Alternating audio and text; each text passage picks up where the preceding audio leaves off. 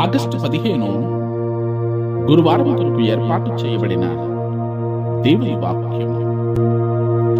ప్రేమతో ఒకరినొకడు సహించొచ్చు, దీర్ఘశాంతముతో కూడిన సంపూర్ణ వినయముతోనూ సాత్వికముతోనూ నడుచుకొనవలెను. ఎఫెసీయులకు రాసిన పత్రిక 4వ అధ్యాయము 2వ వచనం. వివాహం వలె సంఘం చాలా భిన్నమైన మనుషులను ఒక చోటుకు తీసుకుని వస్తుంది. వారు చాలా వినయం మరియు సహనాన్ని పెంపొందించుకోవాలని మరియు ఒకరితో ఒకరు ప్రేమలో భరించటానికి అవసరమవుతుందని గ్రహించాలి.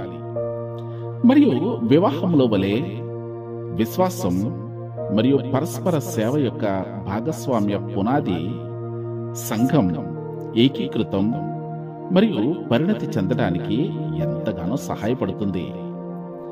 సంబంధాలలో వ్యత్యాసాలు సంఘములోనూ మరియు వివాహంలోనూ గొప్ప నిరాశను కలిగిస్తాయి.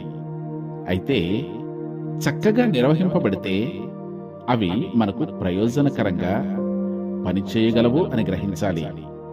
అంతేకాదు, మనం క్రీస్తులాగా మారడంలో అది ఎంతో సహాయపడుతుంది అని విశ్వసించాలి. ప్రార్థన. అత్యంత ప్రేమ, కృప, కనికరము గల మా పరలోకపు తండ్రి, నీకు స్తోత్రాలు. గడిచిన రాత్రంతయు మాకు సుఖమైన విశ్రాంతిని దయచేసి మా జీవితాలలో నీవు అనుగ్రహించిన ఈ శ్రేష్టమైన నూతన దినమును బట్టి మీకు వందనాలు.